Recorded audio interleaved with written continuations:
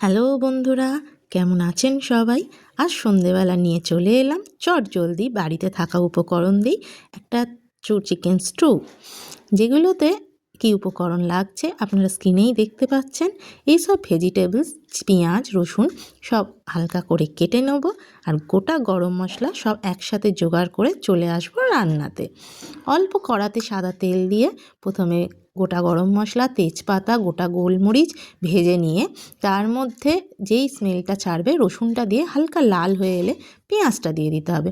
পেঁয়াজটা একটু কড়াতে নেড়ে নিয়ে তার মধ্যে জল ঝরিয়ে রাখা চিকেনগুলো ওর সাথে অ্যাড করে দিতে হবে।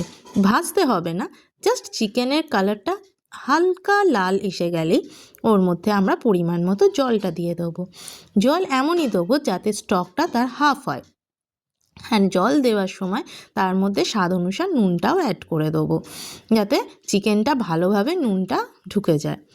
এরপর জলটা ফুটে এলে ভালো করে সেদ্ধ হয়ে গেলে চিকেনটা তুলে নিয়ে ওই স্টকেতেই কেটে রাখা ভেজিটেবলসগুলো অ্যাড করে দিলাম। যে সেই ভেজিটেবল সেদ্ধ হতে থাকলো, আমি চিকেন শ্রেডেড করে নিলাম। তাহলে চিকেনের কোয়ান্টিটিটাও অনেকটা বেড়ে যাবে। যেহেতু চিকেনটা অনেকটা কম ছিল তাই শ্রেডেড চিকেন দিয়েই বানালাম। এবার যেই ভেজিটেবল সেদ্ধ হয়ে এসছে সেদ্ধ চিকেনগুলো ওর মধ্যে দিয়ে দিলাম।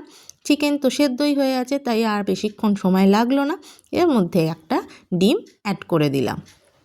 ডিমটা অ্যাড করে দিতেই দেখুন চিকেনের গ্রেভিটা ভীষণই গাঢ় হয়ে গেছে। এর মধ্যে আমি কর্নফ্লাওয়ার অ্যাড করিনি, কর্নফ্লাওয়ার স্বাস্থ্যের জন্য খুব হেলদি নয় তাই না অ্যাড করিনি। শেষে ব্ল্যাক পেপারের পাউডার দিয়ে দিলাম।